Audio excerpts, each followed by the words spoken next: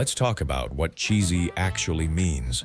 Because we throw that word around like it's an insult. Like calling something cheesy settles the argument and ends the conversation. But here's what I've noticed. The songs we call cheesy, the ones with the massive hooks, the ridiculous production, the harmonies that are almost too perfect, those are the ones still on the radio 50 years later. Those are the ones that come on and make you stop what you're doing. The serious songs, the cool songs, the ones that were too sophisticated to be obvious, a lot of them are gone, forgotten, sitting in archives that nobody opens. But Barry Manilow is still filling arenas. ABBA's music is still in films.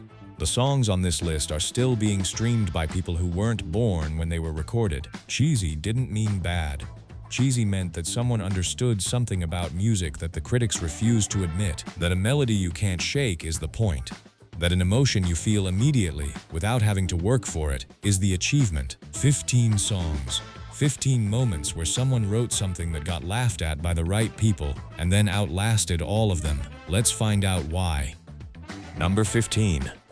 Afternoon Delight by Starland Vocal Band.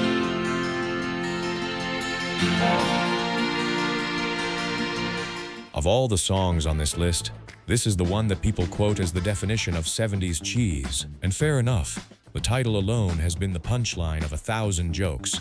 The harmonies are so clean they feel almost clinical. The whole thing sounds like it was recorded inside a greeting card. But here is what those jokes miss. Afternoon Delight won the Grammy for Best Arrangement for Voices in 1977, beating songs from artists who were considered genuinely serious musicians. The vocal architecture of that record, the way the harmonies shift and stack through the chorus, is technically sophisticated in ways that most pop records of that decade simply weren't. The vocal counterpoint in the bridge is conservatory-level arranging dressed up in the most innocent possible packaging. Afternoon Delight. It hit number 1 in the United States in the summer of 1976. The band essentially vanished afterward, one-hit wonder status locked in. But that one hit has never stopped being recognized. What sounded effortless was anything but.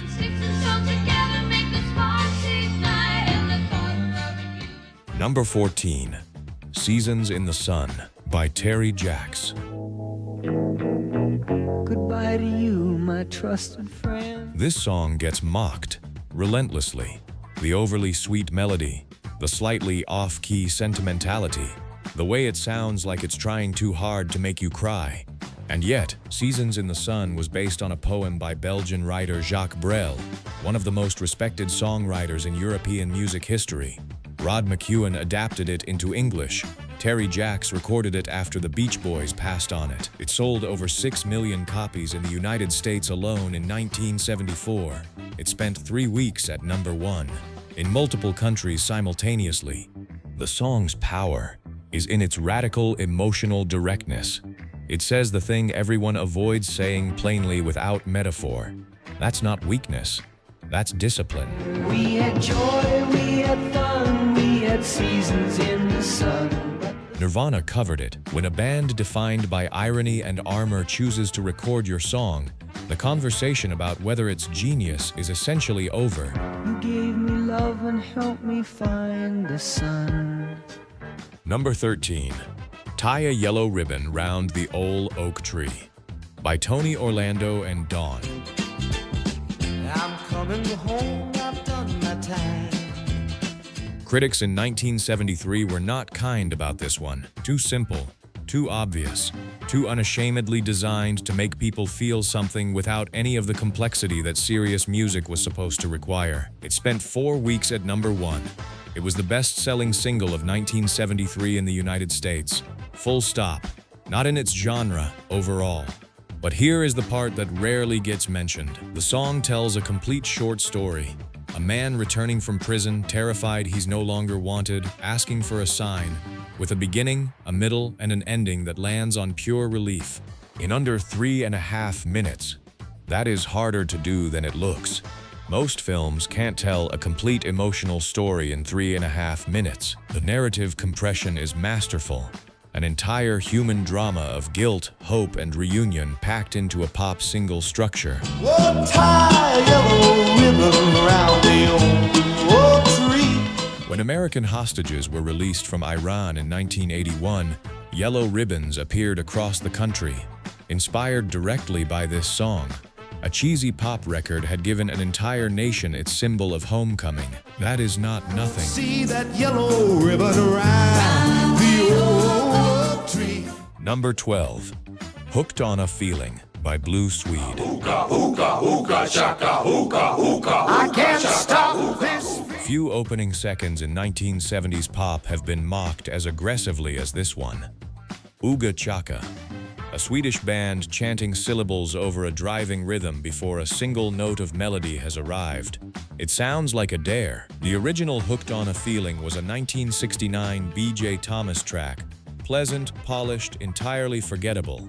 The Ooga Chaka chant was actually introduced by British producer Jonathan King in his own 1971 cover.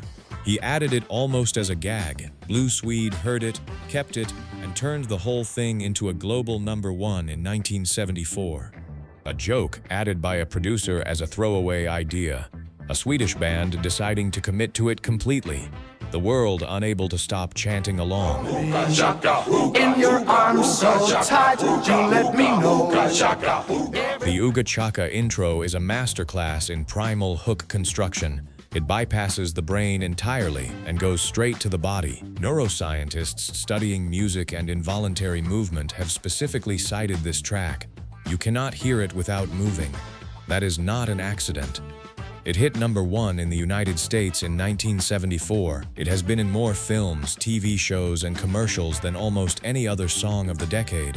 Most recently, the opening of Guardians of the Galaxy, where a new generation heard it for the first time and immediately understood exactly why it works. Ooga Chaka, still moving people 50 years later. Tired of feeling. I'm high on believing. Number 11, Mandy by Barry Manilow. I remember all my life. Barry Manilow is the name critics use when they want to signal that something is too popular to be taken seriously. He has leaned into it, performed it, made it part of the act. But here is what those critics consistently ignore. Manilow didn't write most of his biggest hits. He arranged them, produced them, and performed them with a precision that turned good songs into perfect recordings. Mandy, written by Scott English and Richard Kerr, arrived to Manilow as a decent song. What left his hands was something else entirely. The key change before the final chorus is one of the most perfectly placed modulations in 70s pop. It elevates the emotional temperature at exactly the right moment, without ever feeling like a trick. Tears are in my eyes, and nothing is rhyming or meant. Mandy hit #1 in January 1975 and launched one of the best-selling recording careers of the entire decade. The man sold out Radio City Music Hall for years on end. You don't do that by accident. You do that by understanding your audience completely and then delivering exactly what they need every single time.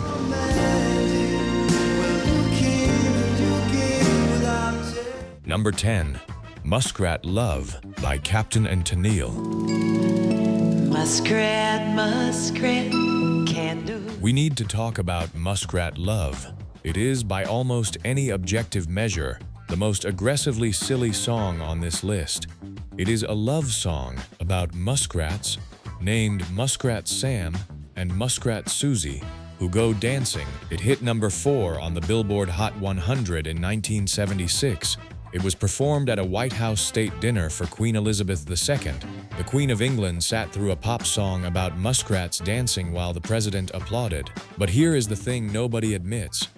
Toni Tennille's vocal performance is genuinely extraordinary.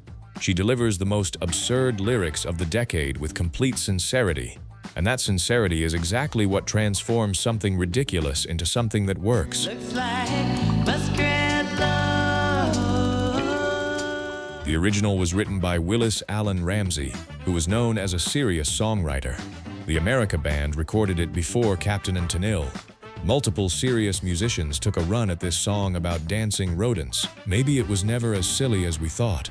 Or maybe silly was never the problem. Number 9, Having My Baby by Paul Anka. When this came out in 1974, it was controversial for reasons that had nothing to do with the music. Feminist critics argued the song was condescending. The title framing, "You're having my baby," rather than "our baby," became a cultural flashpoint. The song was protested. Radio stations debated playing it. It went to #1 anyway for 3 weeks. But strip away the controversy and look at what Paul Anka actually constructed. The song is built around a genuinely unusual harmonic progression for pop radio. The chord movement in the verse creates a sense of tender unsteadiness that mirrors the emotional content perfectly. It sounds simple, it isn't.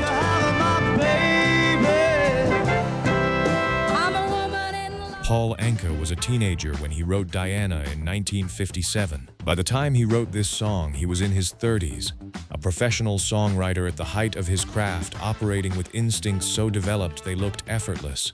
Effortless is the hardest thing to make. Oh, the seed inside you, baby, do you feel it growing? Number 8, You're So Vain by Carly Simon.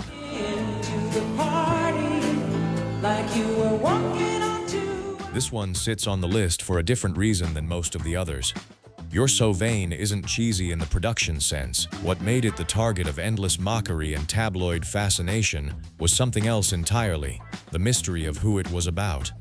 Simon has been asked about the identity of the song's subject for 50 years. She has revealed one verse is about Warren Beatty. She has auctioned the full answer to charity. She has kept the world guessing through multiple decades, turning a single pop song into an ongoing cultural conversation that has never fully closed. The song is the most successful deployment of controlled ambiguity in pop music history. By refusing to name the subject, Simon made every listener with a narcissist in their past feel like it was written specifically for them. That universal personalization is a feat of songwriting almost nobody else has managed at this scale. It hit #1 in 1973. It features Mick Jagger on backing vocals, uncredited at the time, which is why almost nobody knew for years. That's not a rumor, that's a verified Easter egg sitting inside one of the most played songs of the decade. Half a century later, people are still arguing about who it is about. That argument is the genius. Simon built a song that never stops working. Number 7, Feelings by Morris Albert. Nothing more than feeling. The title alone has become a punchline. Feelings, sung with complete earnestness, in a tone that offers absolutely no ironic distance from its own sentiment, became the shorthand for everything that 1970s soft rock supposedly got wrong. Morris Albert was 19 years old when he wrote and recorded this song. A Brazilian teenager writing in English, working with melodies that felt almost classical in their construction. The melodic arc of the chorus is genuinely sophisticated. It moves across an unusually wide interval range for a pop vocal, which is why it has been used in music schools as a sight-singing exercise. The cheese is covering real craft.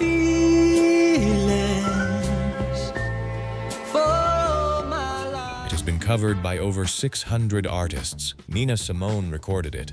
Ella Fitzgerald performed it. When two of the most respected vocalists in music history look at a song and decide it is worth their voice, the conversation about whether it has value is settled.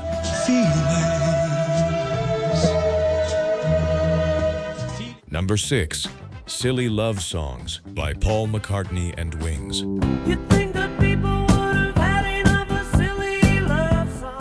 After John Lennon made a comment suggesting that McCartney's post-Beatles work was too lightweight, too focused on love songs rather than anything meaningful, McCartney wrote a song specifically addressing the criticism and called it Silly Love Songs.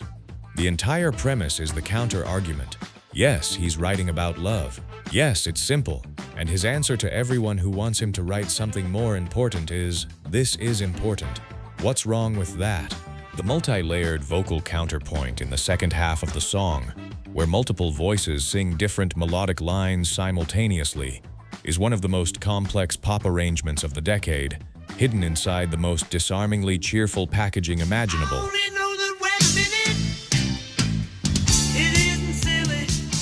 It spent 5 weeks at number 1 in 1976. It was the best-selling single of that year in America. McCartney argued his case with a song that became one of the biggest hits of the decade. That's not just genius, that's wit.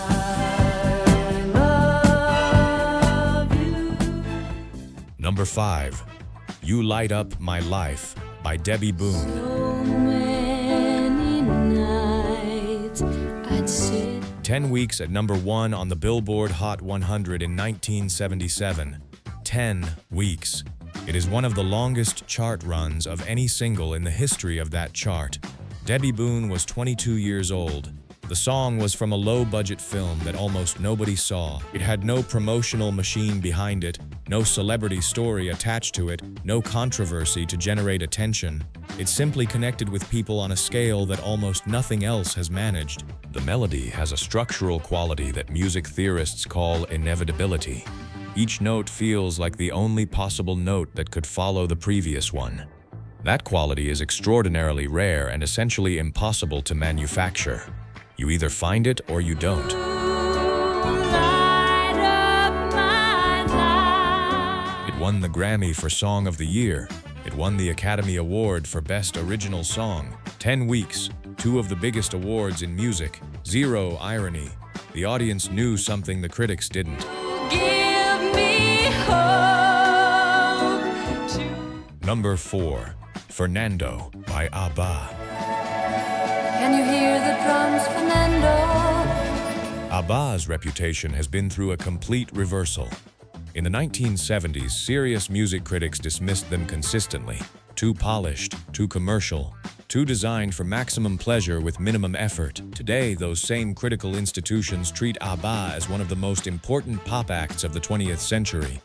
The reassessment happened because people kept listening long after the trend chasers stopped paying attention. Fernando is the ABBA song that gets less attention than Dancing Queen or Waterloo, and it may be their most There was accomplished. something in the air that night. The stars were bright. Fernando. The song is a war story told through nostalgia. 2 old soldiers remembering a moment of real danger against the softness of time and memory. The contrast between the gentle melody and the weight of what's actually being described creates an emotional tension that most films struggle to achieve. It is the best-selling single in Australian chart history. It spent 14 weeks at number 1 in Australia, a record that stood for decades, something that beautiful, that lasting is not an accident. Fernando. No, we never thought that we could. Number 3. Copacabana, At the Copa by Barry Manilow. Her name was Lola. She was a showgirl. 2 times on this list, Manilow earned it. Copacabana is a 3-act musical compressed into 4 minutes and 17 seconds. There is a protagonist. There is a love interest. There is a villain. There is conflict, tragedy, and a devastating ending where the story loops back on itself.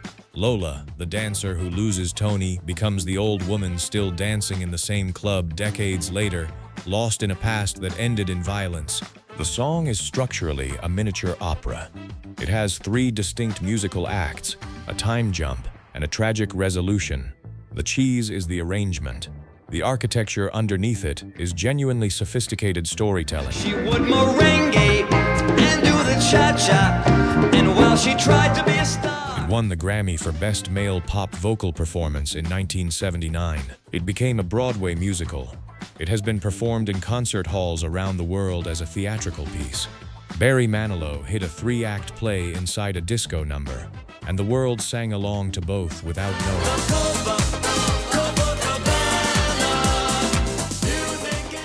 Number 2.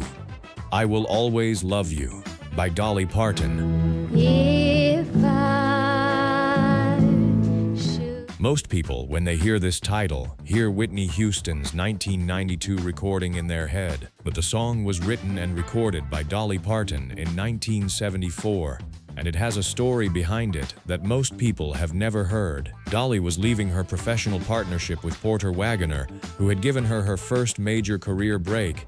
He did not want her to leave. She wrote the song as a goodbye, not a romantic farewell, but a professional one, a thank you to someone who had helped her and a gentle, loving declaration that she was going anyway. She played it for him instead of having the conversation she was dreading. The song works as a breakup song, a professional farewell, a parent-to-child message, and a romantic declaration simultaneously. That ambiguity isn't an accident. It's what gives the song its universal reach. It was written to say multiple true things at once. Of the way,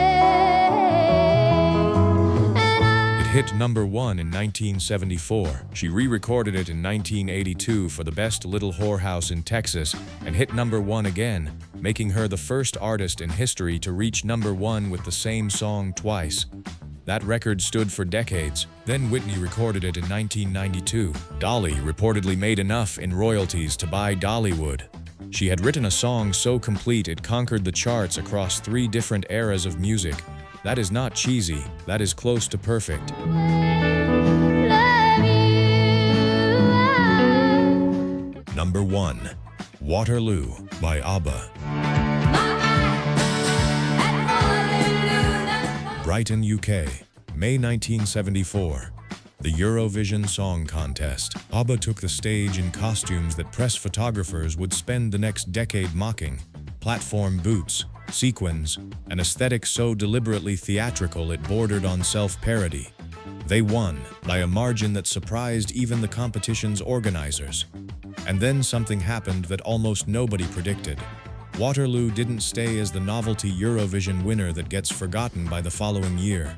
It became the foundation of one of the best-selling musical catalogs in history. The costumes got referenced, the song got covered, the performance got studied. The hook of Waterloo, those 4 notes that open the piano line, is so efficiently constructed that it communicates the entire emotional register of the song before a single word is sung. That level of melodic compression is not an accident. Benny Andersson spent months on that sequence. And now it seems my only chance is In 2005, 31 years after that Eurovision performance, a panel of music industry professionals voted Waterloo the greatest Eurovision song ever recorded. In 2021, ABBA released Voyage, their first new album in 40 years. It went to number 1 in 30 countries. In 30 countries, 40 years later, the people in those platform boots and sequins understood something that every critic who dismissed them was too cool to see. That the song you can't resist is the song that lasts. The cheese was always the point. 15 songs. 15 moments where someone chose melody over credibility, emotion over cool, connection over complexity, and turned out to be right. There's a reason these songs are still everywhere 50 years later, while most of the serious, important music of the same decade sits in a museum. The audience always knew. They knew when it sounded obvious that the obviousness was earned. They knew when it sounded sentimental that the sentiment was real. They sang along without apology because the songs gave them something to sing about. That's not cheese. That's genius wearing a sequined jumpsuit. Drop in the comments. Which one surprised you most? And if there's a cheesy 70s song that belongs on this list that we missed, I want to hear it. Subscribe, because next time we go even deeper.